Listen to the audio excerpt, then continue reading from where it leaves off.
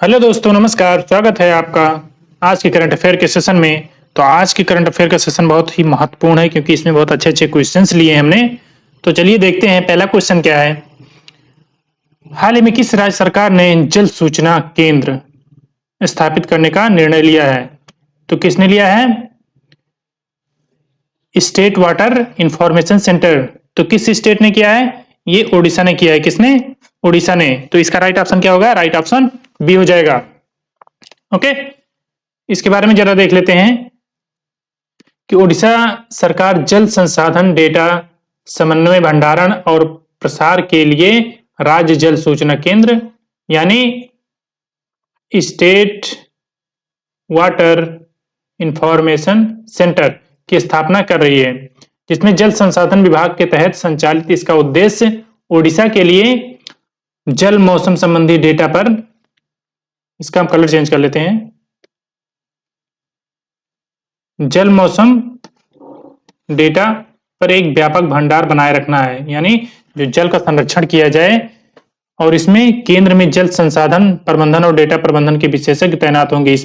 इसमें केंद्र जल संसाधन के प्रबंधन और डेटा प्रबंधन का के विशेषज्ञ इसमें तैनात होंगे जो ये निर्माण किया जा रहा है। और इसके अतिरिक्त संविदा पर्यवेक्षकों की मंजूरी से ओडिशा में आंतरिक बाल विकास सेवाओं में सेवा वितरण में समृद्धि होगी। ठीक है, और इसी के साथ बताइए आप सभी लोग कि ओडिशा के सीएम कौन है? सीएम को सभी को पता होगा, लेकिन गवर्नर बताइए, गवर्नर कौन है? सीएम है नवीन पटनायक। कौन है? नवीन पटनायक। और गवर्नर कौन है? रघुवर दास। रघुवर दास यहाँ के गवर्नर हैं।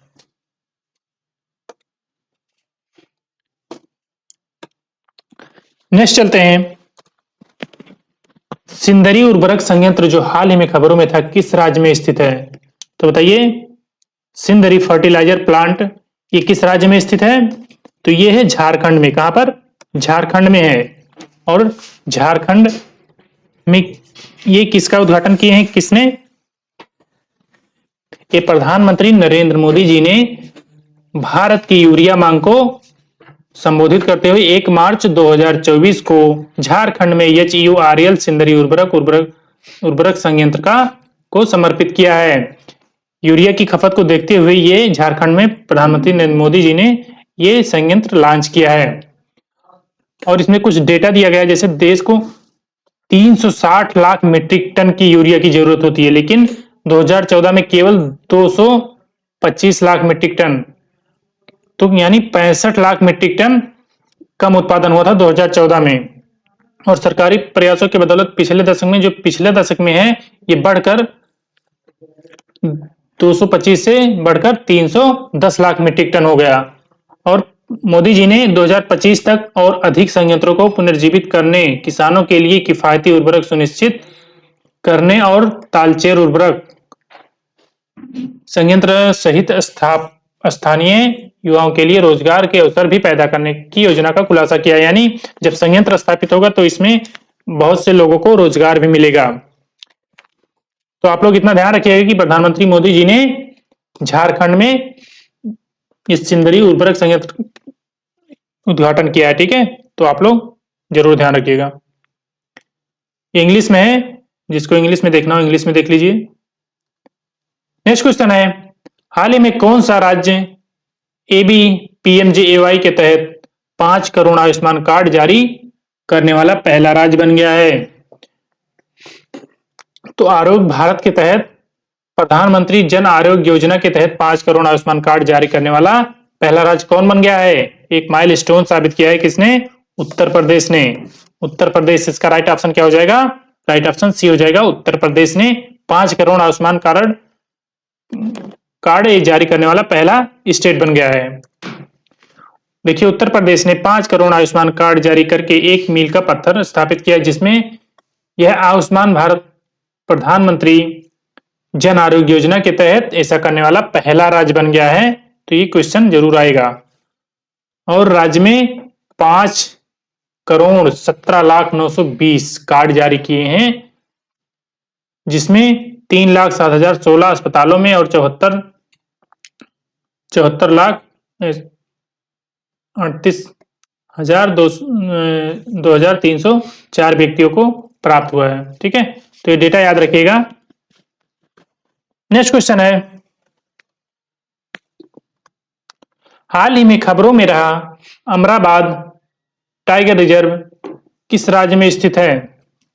तो बताइएगा, अमराबाद टाइगर रिजर्व किस राज्य में स्थित है? तो स्थित है ये तेलंगाना में। कहां पर? तेलंगाना में है Amrabad tiger reserve. Option A इसका राइट हो जाएगा। तो चलिए देखते हैं,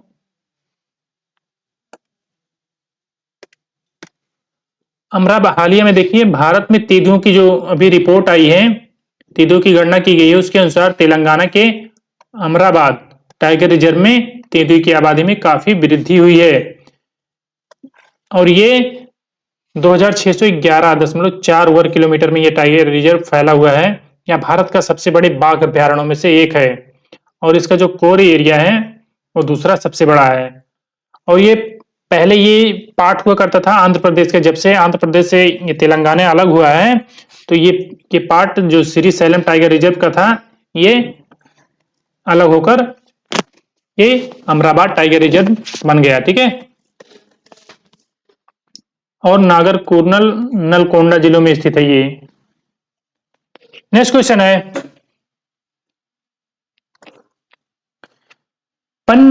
विश्व वन्य जीव दिवस 2024 का मुख्य विषय क्या है, यानी इसका थीम क्या है? World wild life day. World wild life day 2024 इसकी थीम बताइएगा आप सभी लोग। तो इसकी थीम क्या है? इसकी थीम है connecting people and planet exploring digital innovation in wild life conservation. लोगों और ग्रहों को जोड़ना, वन्यजीव संरक्षण में डिजिटल नवाचार की खोज। तो इसका राइट ऑप्शन क्या हो जाएगा? राइट ऑप्शन सी हो जाएगा। ये इसकी थीम है। और विश्व वन्यजीव दिवस कब मनाया जाता है? ये भी 3 मार्च को मनाया गया, तभी 3 मार्च को। और इसकी थीम आप लोग याद रखिएगा, विश्व वन्यजीव दिवस की थीम क्या है? Connecting people and planet exploring digital innovation in wild life conservation. Next question है, डेफ कनेक्ट 2024 का प्राथमिक उद्देश्य क्या है? तो बताइए, डेफ कनेक्ट 2024 इसका उद्देश्य क्या है?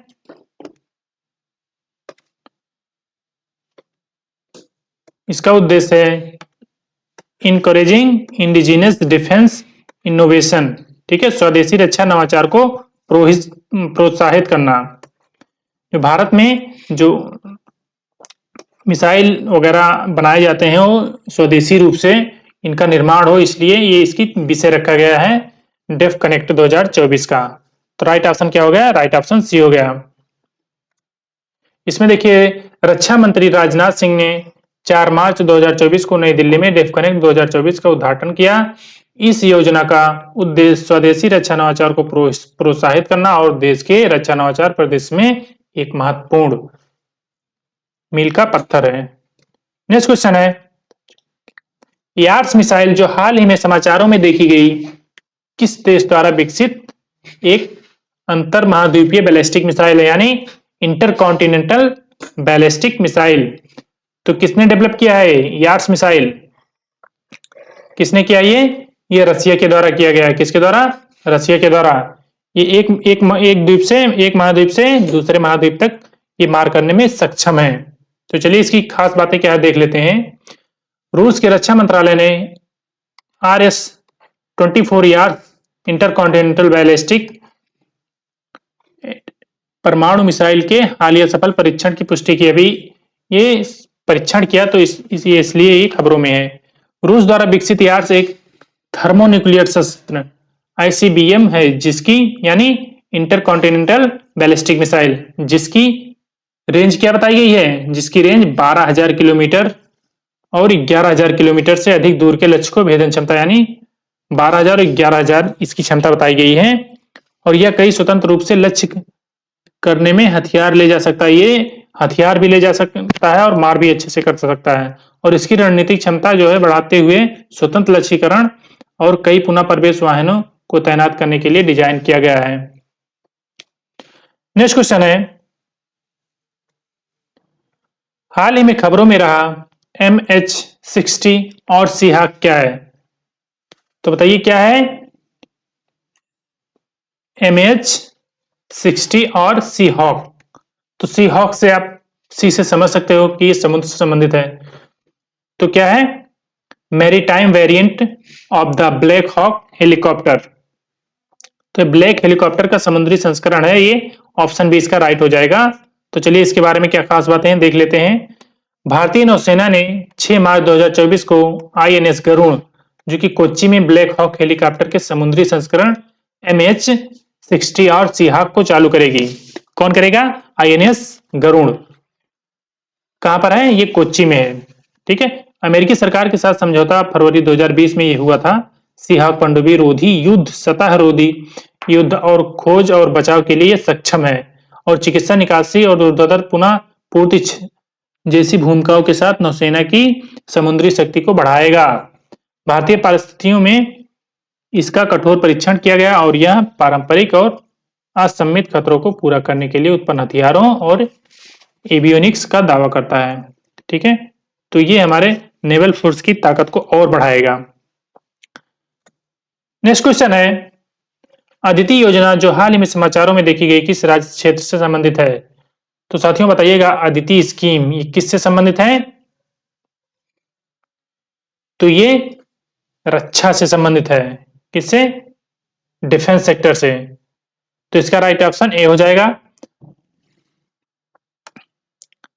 रक्षा मंत्री राजनाथ सिंह जी ने 4 मार्च 2024 को नई दिल्ली में जो डेफ फेट का आयोजन किया गया है, उसी के साथ ये इनोवेटिव टेक्नोलॉजी के लिए एसिंग डेवलपमेंट की शुरुआत की गई है, जिसमें 2023-24 से 2025-26 के लिए 750 करोड़ रुपए आवंटित किए गए हैं और IDX ढांचे के तहत संचालित यह योजना रक्षा प्रौद्योगिकी अनुसंधान के लिए 25 करोड़ रुपए के तक के अनुदान के साथ स्टार्टअप का समर्थन करती है। ठीक है, और अदिति का लक्ष्य जो है अपने उद्घाटन संस्करण में 17 चुनौतियों के साथ 30 गहरी तकनीक वाली महत्वपूर्ण टेक्नोलॉजी को विकसित करेगा और ये यूथ इनोवेशन को भी बढ़ावा देगा। नेक्स्ट क्वेश्चन है और हमारा आज का लास्ट क्वेश्चन है, क्या है?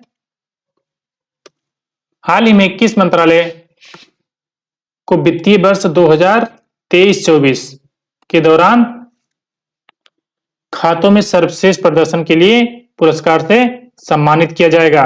तो देखिए, which ministry has been honoured with the award for best performance in accounting during the financial year 2023-24 के लिए किसे सम्मानित किया जाएगा? आप सभी लोग बताइएगा ये किसको? ये ministry of information and broadcasting मंत्रालय को ये सम्मानित किया जाएगा। तो इसके बारे में देख लेते हैं। भारतीय नागरिक लेखा सेवा के लिए 48वें स्थापना दिवस पर सूचना एवं प्रसारण मंत्रालय को 2023-24 के लिए खातों में सर्वश्रेष्ठ प्रदर्शन के लिए सम्मानित किया गया है। मुख्य लेखा नियंत्रक अजय एस सिंह ने के नेतृत्व में जो है मंत्रालय ने लेखांकन प्रथाओं में असाधारण दक्षता और परिश्रम का प्रदर्शन किया है और सूचना एवं प्रसारण मंत्रालय से इसको सम्मान मिला गया है। ठीक है, तो मित्रों आप सभी लोग बताइएगा कि हमारा आज का सेशन कैसा लगा। तो मिलते हैं नेक्स्ट सेशन में, तब तक के लिए जय हिंद, वंदे मातरम।